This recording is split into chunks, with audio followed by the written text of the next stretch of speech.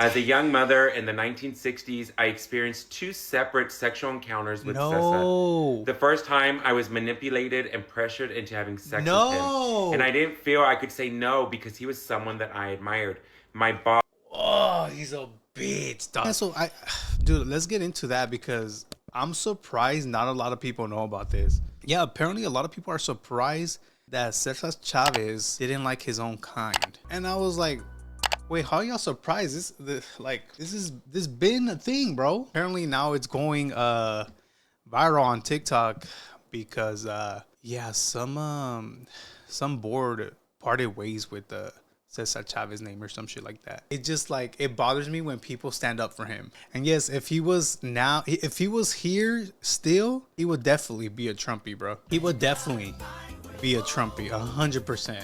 Some of y'all heard about the new controversy with Cesar Chavez. Across Texas and Arizona, some events are being canceled, not because of any public investigations, but because of rumors. Rumors about a story that hasn't dropped yet. One of the events is a march that had been happening for almost 30 years. We haven't gotten a lot of information about this. Some people are just saying that it's sensitive matters. The UFW, United Farm Workers, which is the organization that was co-founded by Cesar Chavez, did mention that some of the allegations are tied to family issues that they didn't want to comment on. But they also said that others are deeply troubling and involve young women and minors. Some of the events that used to include Chavez are being renamed or are removing the ties so that whatever allegations come out when the story drops do not impact the event or the marches that are meant to bring positivity to the community. For now, we just have to wait and see. I do think that the public deserves to know what this story is all about. It needs to be seen, read, and debated openly because our communities deserve transparency. What's important, at least for me, it's accountability, not just simply erasing someone. I hope that makes sense. Let me add one more thing. For those of you that have followed me for a while, you know that I have a lot of critiques about Cesar Chavez, about the way that he used to speak about migrants. He later changed his tune, of course. One of the arguments that I strongly believe in is that we can continue to learn about important figures in history, but it's important that we educate folks about the whole person because folks are not perfect. And I believe that in most cases it's possible to highlight somebody's good, the positive impact, but also acknowledging the harm that they have done. Of course, though, we haven't seen the story because there are lines that can't be crossed. But that's my perspective. Familia, what do you think about this? Let's talk about it. No, I think... Bro, it's true, man. They always say, you know, the worst enemy of a Mexican is another Mexican, which is fucking crazy, dog. We seeing it now play out. But yes, it's always your own people, dude. It's always your own people. Someone did say that Dolores Huerta, she made a statement. I'll get to the statement right now. Okay, let's watch the news. A major controversy for the legacy of the late labor leader Cesar Chavez. Chavez facing abuse allegations. Eyewitness News reporter Annabelle Munoz in studio with more on how the organizations are responding to this bombshell allegation. Annabelle? Michelle and Mark, events honoring the labor leader have largely gone uninterrupted for decades. And today, organizations inextricably tied to Cesar Chavez released statements about what they are describing as disturbing allegations. 2 weeks before the holiday in honor of Cesar Chavez, United Farm Workers says it will not be taking part in any of those activities. In a statement, the organization said it has learned of deeply troubling allegations that Chavez, one of the union's co-founders, behaved in ways that are incompatible with the organization's values. The statement says that some of the reports are family issues that is not their story to tell or place to comment on. Later adding, far more troubling are allegations involving abuse of young women or minors. No, not another. No, you're lying, bro. UFW says it has not received any direct reports and that they do not have firsthand knowledge of these allegations, but adds they are serious enough that they felt compelled to take urgent steps to learn more and provide space for people who may have been victimized. The Cesar Chavez and UFW foundations issued similar statements, the latter saying in part, as a women-led organization that exists to empower communities, the allegations about abusive behavior by Cesar Chavez go against everything we stand for. Although at times criticized for his past stances on undocumented immigrant labor, for decades Chavez has widely been venerated for his work to organize and unionize farm workers across the country, including co-leading the years-long Delano grape strike. And no one would come to our support. We were hungry and frightened and in need of help. Chavez died at the age of 66 in 1993. Cesar Chavez Day became a California state holiday in 2000 and a federal commemorative holiday under President Barack Obama.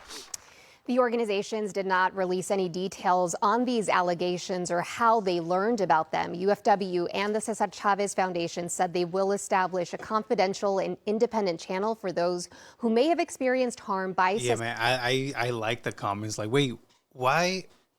Like, I thought this was known. Yeah, apparently, I'm telling y'all, dog, apparently people did not know any of this. Obviously, the whole allegations with the minors, I think, this is the first time I'm hearing it, but besides that, yeah, dude, I've been it's been a thing for a long time. Here's an example of how he was.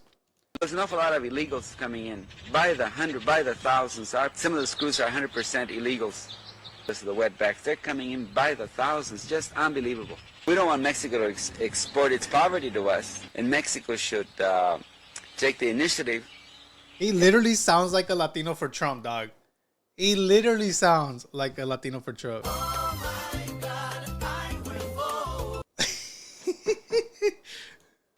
and stop exporting the poverty to us. They should do something about the rural economy over there. Recently, it was announced that the upcoming Cesar Chavez marches around the country would be canceled due to sensitive information about him being released to the public. It's currently unknown what information will be released. Shout out Corpus Christi. Shout out canceling. Hello. The story of Cesar Chavez is powerful and also complicated. Chavez helped found the United Farm Workers and led one of the most important labor movements in United States history. But here's the part that often gets left out. During those same labor battles, Chavez strongly opposed undocumented people from Mexico, referring to them as illegals and wetbacks. Chavez would even report undocumented workers to immigration authorities. No way. What is known as this: he helped change labor history in the United States, but his legacy forces us to ask a bigger question. Can someone fight for justice and still be a part of a system that hurts their own people? I think this is a statement of Dolores Huerta. Let's see. Breaking, and it's breaking news. And reading it made me very emotional and brought on a lot of feelings. So let's get into it. Recently, new allegations emerged against Cesar Chavez, who behaved in ways that are incompatible with our organization's values, said the UFW. Some of the reports are family issues and not our story to tell or our place to comment. Far more troubling are allegations involving abuse of young women or minors, and this is where Dolores Huerta just posted this. I'm nearly 96 years old, and for the last 60 years have kept a secret because I believe that exposing the truth would hurt the farm worker movement I have spent my entire life fighting for. Oh, do you know she's fucking clapping, bro? Bro, you know this is a relief for her, dude. I've encouraged people to always use their voice following the New York Times multi-year investigation into sexual misconduct by Cesar Chavez. I can no longer stay silent and must share my own experiences. As a young mother in the 1960s, I experienced two separate sexual encounters with Cesar. The first time, I was manipulated and pressured into having sex with him. And I didn't feel I could say no because he was someone that I admired. My boss... Oh, he's a bitch, dog. Wow, shout out Dolores, dude, for coming out and saying this shit. That is crazy, bro. At 96 years, dude, she stood quiet this whole time. And the leader of the movement I had already devoted years of my life to.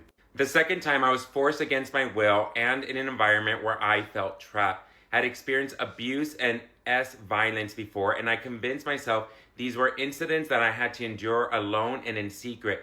Both encounters with Cesar led to pregnancies. I chose to keep my pregnancy secret, and after the children were born, I arranged for them to be raised by other families that could give them stable lives. This is... Bro, I'm not lying. I kind of got goosebumps, dog. I kind of got goosebumps, dude. Why is it like people with power, men in power, always take advantage of either kids, a woman, the system? Damn, bro. What a piece of shit, dog. El pollo is loco. El pollo is loco.